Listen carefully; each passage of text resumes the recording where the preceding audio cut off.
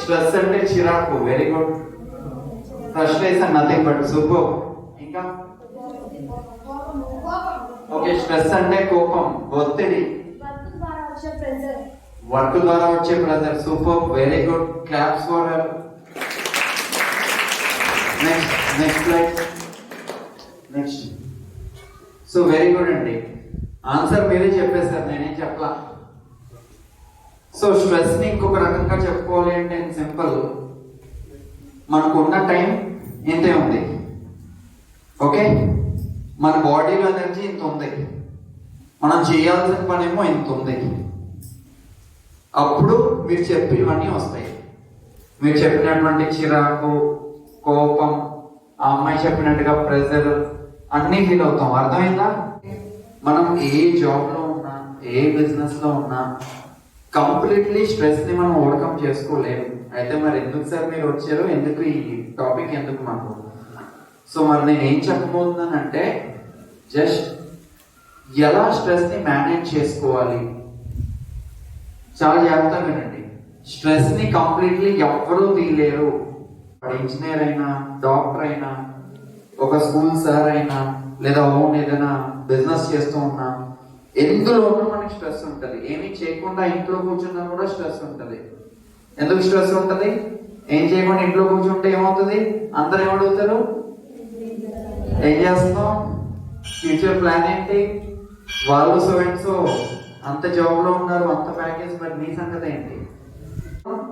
మరి ఆ స్ట్రెస్ ని ఎలా మేనేజ్ చేయాలి అది మాత్రమే నేను చెప్పబోతూ ఉన్నా. ఎలా తగ్గించుకోవాలి, తప్ప దాన్ని జీరో అయితే చేయలేము. నా మాట అర్థమై ఉంటుంది. ఏదో ఒక 100 ఉన్న స్ట్రెస్ ని నేను ఒక 10కి 5కి తెచ్చే ప్రయత్నం మాత్రమే చేస్తున్నాను. దాన్ని జీరో అయితే ఎవరూ చేయలేరు, అన్లెస్ యోగులు మార్క్స్లో అయితే తప్ప. సో స్ట్రెస్ వచ్చేసి 2 రకాలు. ఓకే, ఫస్ట్ వన్ ఏమో డి స్ట్రెస్, యూ స్ట్రెస్. ఆ రెండింటికి ఇంకో సింపుల్ పేర్లు కూడా ఉన్నాయి. నేను ఆ సింపుల్ పేరు కూడా చెప్తా, కావాలంటే రాసుకోండి. డి స్ట్రెస్ అంటే ఏంటంటే నెగటివ్ స్ట్రెస్. డి స్ట్రెస్ అంటే నెగటివ్ స్ట్రెస్. యూ స్ట్రెస్ అంటే ఖచ్చితంగా దానికి ఆపోజిట్ పాజిటివ్ స్ట్రెస్. సో ఈ పేరు బట్టి కొంతమందికి అర్థమై ఉంటుంది. నెగటివ్ స్ట్రెస్ అంటే ఏంటి, పాజిటివ్ స్ట్రెస్ అంటే ఏంటి. సో చూడండి, అక్కడ డి స్ట్రెస్ లో ఏముంది, నెగటివ్ స్ట్రెస్ కి మనం గురైనప్పుడు ఇందాక మీరు నేను అడగగానే చెప్పారు కదా సార్, కోపం వస్తుంది, చిరాకు వస్తుంది, ఫ్రస్ట్రేషన్ కి లోన్ అవుతాం, అవన్నీ వస్తాయి. మనం యాంగ్జైటీకి లోన్ అవుతాం. యాంగ్జియస్ అంటే ఆతృత, ఏం జరగబోతుంది, అది నా వల్ల అవుతుందా లేదా అనేటటువంటి ఆతృతకు లోన్ అవుతాం. ఓవర్ బర్న్డ్ అంటే ఇది ఇంకా నా వల్ల కాదు అనే ఫీలింగ్. ఫ్రస్ట్రేషన్ కి లోన్ అవుతాం. ఇందాక ఎవరో చెప్పారు చిరాకు పడతామని చెప్పి. సో ఫ్రస్ట్రేషన్ అన్నమాట. సో దానివల్ల ఏమవుతుంది, మనం ప్రాపర్ గా ఫోకస్ చేయలేము. మనం ఏ పని చేస్తున్నా, అది క్రికెట్ ఆడటం అయితే క్రికెట్ ప్రాపర్ గా ఆడలేకపోతాం. చెస్ ఆడుతూ ఉంటే ప్రాపర్ గా మన బ్రెయిన్ ఫంక్షన్ కాదు, ఏ విధంగా ముందుకెళ్ళాలి అనేది. అదే మనం ఏదైనా సబ్జెక్ట్ చదువుతూ ఉంటే సబ్జెక్ట్ ని ప్రాపర్ గా చదవలేము. యాక్చువల్ గా అయితే మనకు తెలుసు, లైక్ నాకున్న టాలెంట్ కి మ్యాథ్స్ లో 100కి ఖచ్చితంగా 90 వస్తుంది. కానీ నేను స్ట్రెస్ కి లోన్ అయ్యాను, ప్రాపర్ గా రాయలేదు, ఫార్ములాస్ గుర్తుకు రాలేదు, లేదా కొన్ని ఫార్ములాస్ గుర్తు వచ్చినా నెక్స్ట్ దాన్ని ఎలా ముందుకు తీసుకెళ్లాలో గుర్తుకు రాలేదు. సో జస్ట్ ఒక 60 to 70 మార్క్స్ వస్తాయి. అర్థమైందా నేను చెప్పింది? నెగిటివ్ స్ట్రెస్ అర్థమైందా?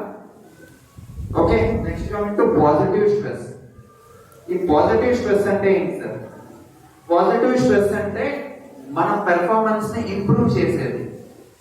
ఇప్పుడు చూడండి, అక్కడ makes us feel motivated. Makes us feel motivated అంటే ఆ కన్సెంట్ వర్క్ చేయడానికి మనల్ని ఆ స్ట్రెస్ మోటివేట్ చేస్తుంది. మీరు ఎంతమందికి అర్థమైందో లేదో నాకు తెలీదు. నేను ఇంకా మీకు రిలేట్ అయిన ఎగ్జాంపుల్ ఇస్తాను పాజిటివ్ స్ట్రెస్ గురించి. ఇప్పుడు అనుకుందాం, మనం నెక్స్ట్ 10th క్లాస్ ఎగ్జామ్ కి ప్రిపేర్ అవ్వబోతూ ఉన్నాం. మీ అందరూ అలాగో నెక్స్ట్ 2 years లోనో 3 years లోనో 10th క్లాస్ ఎగ్జామ్ రాస్తారు. సో నీకు స్ట్రెస్ ఉంది, అమ్మో ఎలా పర్ఫామ్ చేస్తాను, ఏంటో, ఎన్ని మార్క్స్ వస్తాయో.